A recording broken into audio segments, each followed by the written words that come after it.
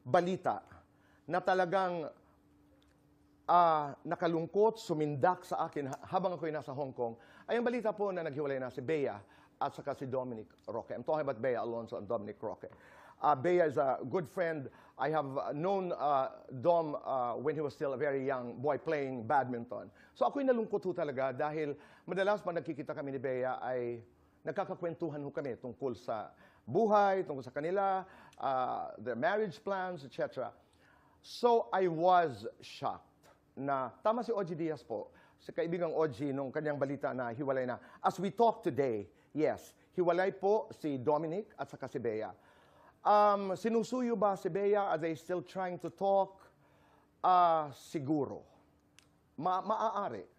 Dahil sino ba naman ang ayaw maayos ang ganitong klase ng problema?